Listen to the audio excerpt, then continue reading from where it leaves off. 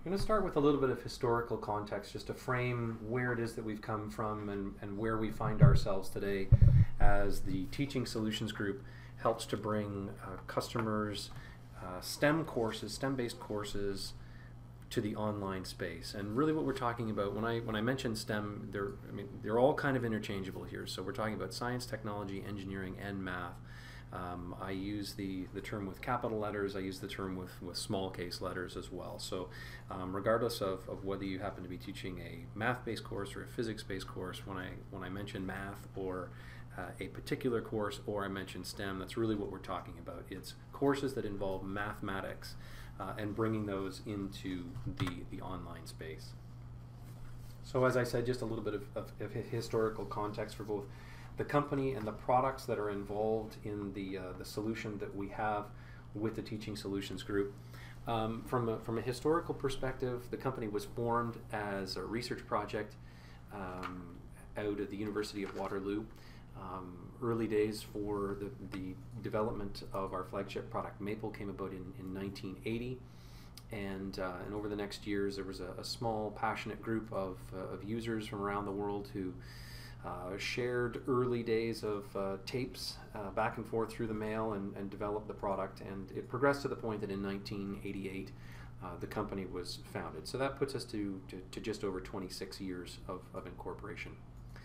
Owing to that history coming out of the university, our earliest customers and users were at the four-year university level, but owing to the development of not only Maple itself, but other products that we now have users that are routinely using our products as early as, say, grade 11 or 12 in high school, through to college, into university, university research lab settings, as well as government labs, and on into industry and beyond.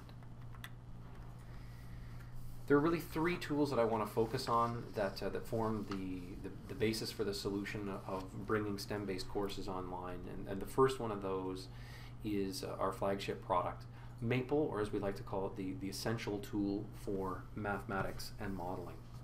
And there really are four key pillars here that underpin everything that Maple's all about. I'll just bring up all four of them here. The first element is that Maple has a powerful math engine. There's over 5,000 functions covering virtually every area of mathematics for both teaching and research. It also features cutting-edge algorithms for solving problems that are just simply beyond the reach for any other systems on the market. The smart document environment it's a revolution that we began really about 8 versions of Maple ago, and we continue to focus on that with each new release. In addition to document creation tools, word processing tools, there are also point-and-click tools. There are tools that we call context-sensitive menus. There's a concept that we call clickable math, which allows for syntax-free entry. There are tutors, there are assistants to help with student learning, and much more. Really, it's all about a movement away from being a programmatic, syntax-based tool. Connectivity to other tools is a recognition that mathematics rarely happens in isolation. So whether you happen to be drawing in large sets of external data or taking your results, exporting those to C code, or generating C code rather, and then exporting those up to an additional tool or running programs, we have those capabilities. And lastly, as a nod to our historical roots as an academic company, we have a community of literally thousands of educators like you, probably on the line today. Many people around the world that continue to freely share their research and their teaching materials that they've developed for others to use. Maple initially began as a desktop-only application, but that was certainly well prior to the widespread adoption of the internet. And as more people began to use the web, there came about from our user community a request that people wanted to be able to bring the power of Maple to the web. So that's exactly what MapleNet does. It gives you the easy ability to share Maple documents, calculators and technical applications. It's certainly very easy to develop with and to use standard web services. So anybody that is used to programming on the web can work with MapleNet without having to learn any specific or dedicated language. And really what we're talking about here is giving you the tools you need to put mathematical power behind your website.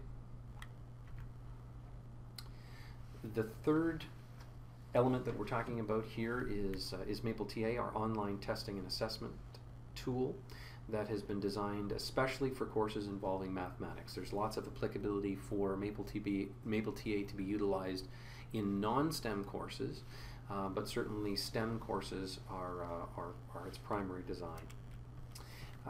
With its unique capabilities, it allows instructors to go beyond simple true-false and multiple choice responses, and that gives the instructors the ability to truly assess a student's understanding of math-based courses, and obviously that's ideal for STEM. As well, through either dedicated connectors that we have or an open API, it's compatible with virtually any course management environment that's available. Blackboard, Moodle, Brightspace by D2L. Lots of, like I said, dedicated connectors as well as an open API. Lastly, it can be seamlessly integrated into your online learning infrastructure, and as everyone knows, we're definitely moving to the smaller, more portable type devices, tablets, phablets, smartphones, that kind of environment, and MapleTA is ready for that. Supports mobile strategies and allows students to access their assignments and tests from really whatever device that they happen to be working on or you happen to be utilizing in the classroom.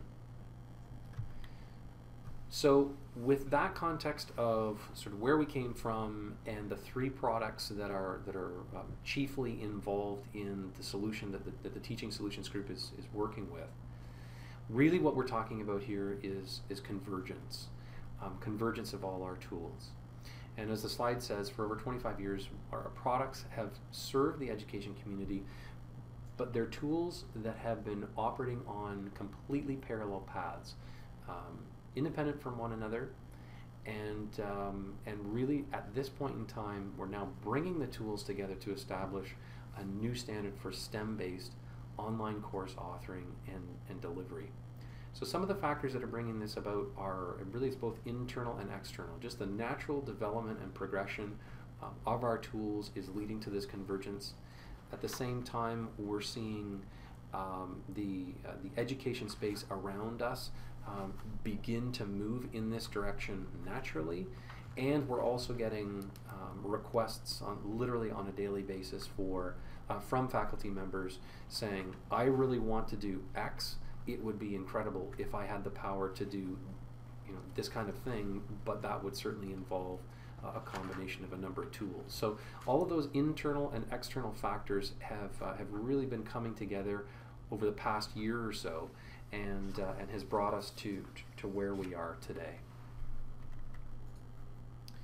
So moving STEM programs online has proven to be an incredible challenge. As we've been talking to faculty members over the past year or year and a half about their desire to do that and to move in this direction, it's proven to be a really significant challenge. And usually the process goes something like what you see on the screen. An administrative body somewhere will make the decision that a class is going to do one of three things. It's either going to flip, or it's going to become blended, or it's going to be moved to fully online. And so some guidance or dictum or whatever it happens to be will come down from on high saying, make it so, make that transition, make it happen. And typically that's met with a fairly warm reception from the faculty members that say, okay, sure, let's do it. And then there's a big pause and they go, but now what?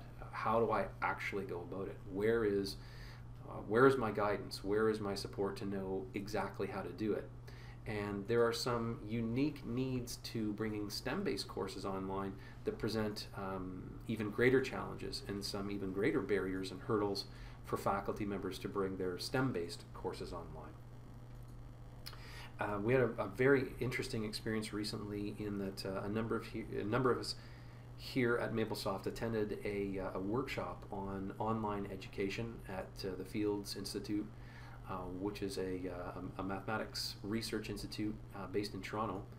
And that workshop brought together a number of leading online education experts from around North America. And I think we had presentations from 8 or 9 different individuals, and it was really fascinating to see that every single one of them was presenting to their classes a different method of trying to bring that STEM-based course online. And it was both surprising as well as a little alarming to us to see that even within this community of experts, there really was absolutely no consensus as to how best to go about bringing STEM-based courses online. So we learned a lot that day, and I believe that they learned a lot from us as well. So let's talk a little bit about what those challenges are and what some of the unique needs are for STEM-based courses. The current solutions, as I'm sure all of you know, are primarily focused around online course management or learning management systems, CMS or LMS. And you all know the names of these. We're talking about Blackboard, Moodle, Banner, Brightspace by D2L. Those are the kind of the bread and butter applications that your institution has purchased and that sit kind of at a high level for all courses. And that's where your students are going to access their assignments and their materials. On a broader scale, when we're talking about MOOC applications, you're looking at delivery platforms like edX or Courseware, Stanford Online, that kind of thing. And they all have basic testing and assessment infrastructure. They can all do true, false, multiple choice, matching questions. I call those the simple questions. And they have proved well to work for many courses. But the issue that we've found over the past year and a half or so is that STEM simply needs more. For a truly effective teaching and learning solution, STEM courses have unique needs and they simply need more. And like I said, whether you're moving fully online, whether you're going flipped or whether you're going blended, there are some unique needs that need to be addressed. I want to focus in on 3 unique needs, and the first one is math notation. And an online solution for STEM has to support proper math notation, both in the display and in the ability for instructors and students to write that math down easily. Students and instructors should not be required to learn complex entry syntax or programming languages in order to write expressions in their preferred natural form. Again, that harkens back to what I mentioned years ago about moving Maple away from being a syntax entry based tool. Quite simply, if the math doesn't look right, the course notes aren't going to look right, the assignments aren't going to look right, the student responses aren't going to look right, and the online course is actually going to interfere with the learning process instead of actually enhancing it. The second unique need is that of visualizations. And visualizations have always been an important part of the learning process, especially when it comes to areas of study that are complex or abstract. 2D plots, 3D plots, graphs, animations, diagrams, there's a wide variety there. Whatever is the most appropriate way to visualize the concept that you're showing, that element needs to be interactive, it needs to be dynamic, it needs to be customizable, and perhaps most importantly for you as the faculty member, as the instructor, as the course author, those elements need to be really easy to create. The third unique element that we have found is that the assessment tools need to be available that understand mathematics. A student's understanding of concepts cannot be accurately evaluated using simple question types like true, false, or multiple choice. But for years, that's been the default testing method, simply because They were all that software systems could deliver, or they made the job of marking feasible or easier, or in some cases both. As time went on, as software systems developed, some became more advanced, but without an ability for them to understand equivalent forms of answers, students and instructors would become frustrated, and certainly that was a factor in detracting from the learning experience. Our solutions fully address both of these concerns with the different types of questions that we're able to offer, as well as an underlying math engine that understands mathematical equivalence. So recognizing the need for a better solution to the problem of delivering STEM programs and courses online, Maplesoft formed the Teaching Solutions Group, which is focused exclusively on helping migrate STEM-based courses into an online environment. Our goal is not to simply replicate the current offline course format, but to create an environment that actually improves on the student learning experience. As you can see on the slide here, there's a couple of key points that I'd like to highlight. The Teaching Solutions Group is a multi-department team. We have internal expertise in math, physics, and engineering. We also have experience teaching STEM-based courses at both the university and the high school level. One important thing to note is to just draw your attention to that point there about it being a multi-department team. And over the years at Maplesoft, we've had a number of different initiatives, be they squarely focused on new products or new developments within existing products, or we've had different elements that have packaged our products in a different way, and that's been more of a sales focus. The really interesting thing to me about the Teaching Solutions Group is this notion of it being a multi-department team. And internally, it really is almost like its own little company. We have representatives from all areas of the business, both on the corporate and business side, as well as on the R&D development and user interface side. And we're really, I think it really speaks to the importance of what we're doing here. That the company is effectively investing in setting up its own mini company as this group within Maplesoft. There are 4 key services that our group is responsible for. And as Aaron is about to walk us through an example of one of the projects that we've been working on, you'll see that we're able to offer a customized course management solution. Obviously, given our heritage operating in STEM-based fields, the product solutions that we have are all STEM focused. And depending on your level of comfort or time or engagement, or a wide variety of factors, we do have a content development team here that does offer out the ability for full content authoring, or we could work with you as part of a content development support. So as I said, Aaron's going to walk us through a demonstration of one such implementation that the Teaching Solutions Group has been working on. And that is the University of Waterloo Center for Education in Mathematics and Computing's open courseware. It's a bit of a mouthful, but we'll turn things over to Aaron, and he will walk us through CEMC's open courseware.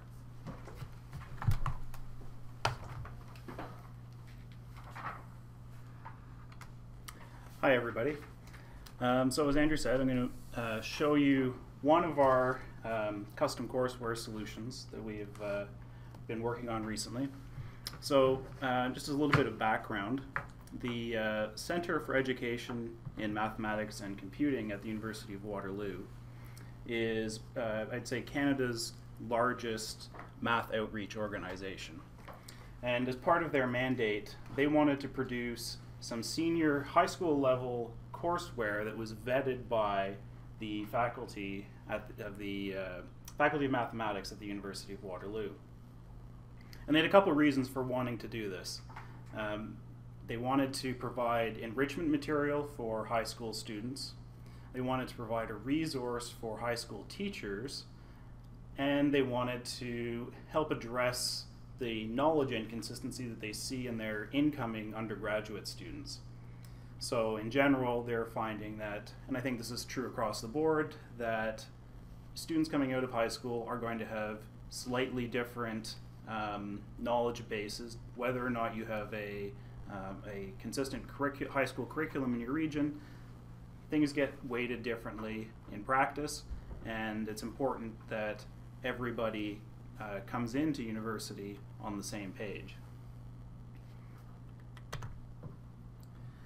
So the CEMC had a particular vision for what they wanted for this courseware.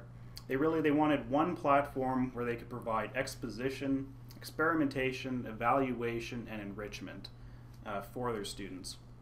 So these 4 E's really were the focus of the solution that Maplesoft partnered with them to produce.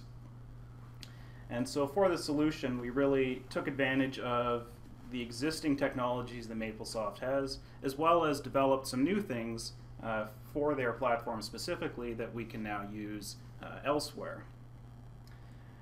And the way they've set up this courseware, it's free and it's open on the internet, or it will be when it goes live later this year, to anybody. And a student can basically come in, go to any particular content of interest, and work through it. At the same time, in the development of this platform, it also evolved to serve undergraduate courses there, and is currently in use this semester for Linear Algebra 1 at the University of Waterloo. So at this time I'm going to jump out to the solution and walk you through it a bit, but I just want to emphasize once again that really this solution that I'm going to show you is designed around their very specific vision for their content. And the things I want to highlight really are the tools that we're using to address those 4 E's that they wanted to address. And we can really go about how we present those and the specific tools that we use in different ways depending on what problem you are trying to solve in bringing your STEM courses online. All right, so this is the landing page for their open courseware. They're going to be going live with a couple courses. Basically, they're looking at covering the grade 12 curriculum here in the province of Ontario to begin with. And so a student would be greeted with an introduction and a list of courses here. And so if we enter into a course, they would then see a description and a set of units here on the left-hand side. So the units we can kind of think of as textbook chapters.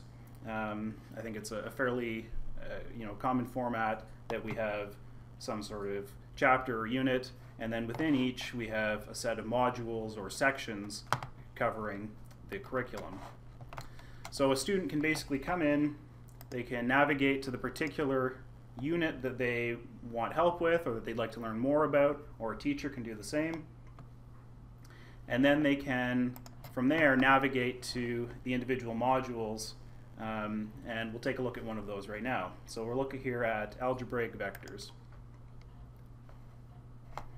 And so in each of these modules, the CEMC has endeavored to address the 4 E's that we talked about. So the first one, exposition, in their vision, they wanted to basically produce something that was very similar to a high school or university lecture. And that was their view for exposition. For various people, that might not be their preferred way to provide the core exposition of their course. You might prefer something that's a bit more along the lines of standard web content with text and math and images. But really it was about satisfying their vision. And so in doing that, we produced this voiced over slideshow component so that they could basically produce a set of slides that were mimicking what they would do on the blackboard or on the whiteboard while syncing up lecture audio to that content. So if I just take a look here at a particular slideshow, just to give you a flavor of how this works, the student basically can click play and the audio will begin.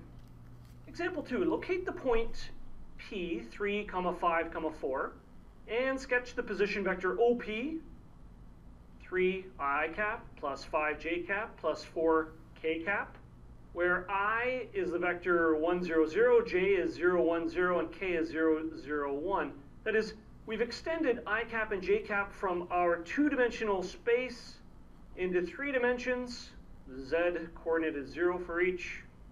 And we've introduced a new vector k, again, a unit vector. This time, it is in the direction of the positive z-axis.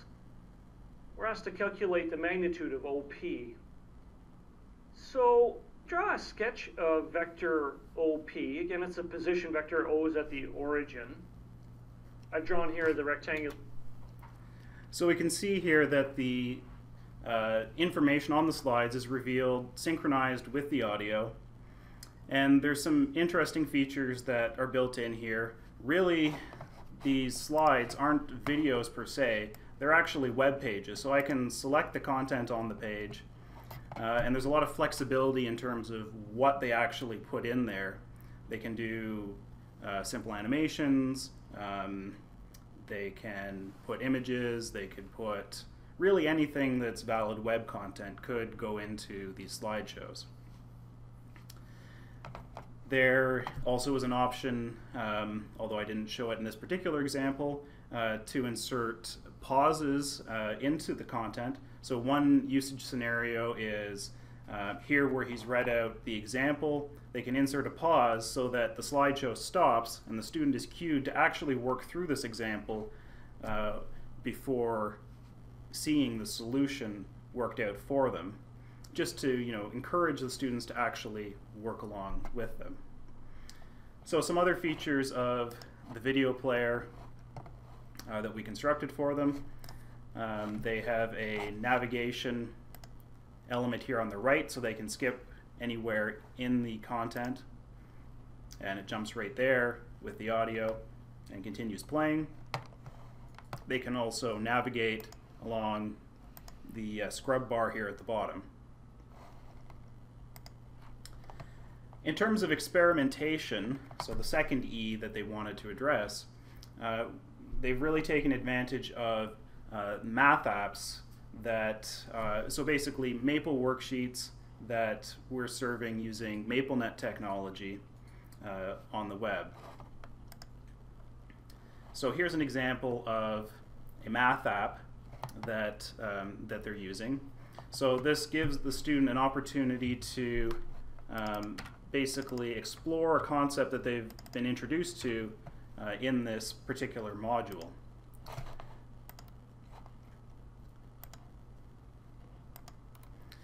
So here, this one is for the student to explore the concept of direction angles in 3-space. So this is something that on a chalkboard in front of a class is kind of difficult to do justice to. You're either trying to draw a 3D image, which is always a challenge, or you're trying to draw a series of 2-dimensional images, which is less than ideal. But here the student can put in a coordinate vector. They get a rendering of that, that vector. They can adjust the view of that vector, and they have here highlighted that actual coordinate angle. And they can click through and look at the other 3 coordinate angles. And again, they're given the calculated actual values for the angle based on the particular vector that they've chosen. So the CEMC has interspersed these nice investigation elements or experimentation elements through their modules to really help engage the students. The next E, evaluation, they've interspersed these quiz elements into their modules. So fundamentally, these are taking advantage of the power of MapleTA to test the students. Now, in their particular usage, this is really about, again, giving the student feedback for themselves as to whether or not they've understood a concept. In the open courseware concept, these grades aren't collected, whereas in usage in Linear Algebra 1, those are collected. So there's flexibility there in terms of whether or not this is for grading, whether it's just for the student. So here, if we look at this example, the student is asked to enter in an ordered triple representing this unit or this vector, and they can click "How did I do?" and they are brought to an evaluation of their answer. If they close that, they can click "Try another" and view another randomly generated variation. So here you can see this has changed to asking for an ordered pair instead of an ordered triple. And let's say that I make a mistake and enter that as an ordered triple or some other type of mistake, and I click "How did I do?" The student is told they were incorrect, but they're also given some direction as to what they should have done. So the student can really get that real-time feedback and evaluate themselves whether they are understanding what they've been taught. So here in their quiz elements, really anything that is available in MapleTA is available here. So that's multiple choice, Maple graded questions, numeric questions, our new mathematical sketching questions and free body diagram questions, math app questions. Those are all available options. And then for the last E, enrichment, their view was to provide extra question material for the students. So essentially, this is something that is going to be familiar to most of us, basically end of section type exercises. So here they've basically produced those on the web. They've given a print button here so that the student can print those off either to their printer or to a PDF and then work those through on their own. And they've also authored answers and solutions for even numbered problems. So that's their view of enrichment. So just some things to think about. Really, the way we've provided enrichment here with these exercises, answers, and solutions, those could just as easily be labeled Lesson 1 and be up top here and really be sort of something more static, textbook style content instead of exercises. Really, there's a lot of flexibility in where these components sit and what they're named and what their function is.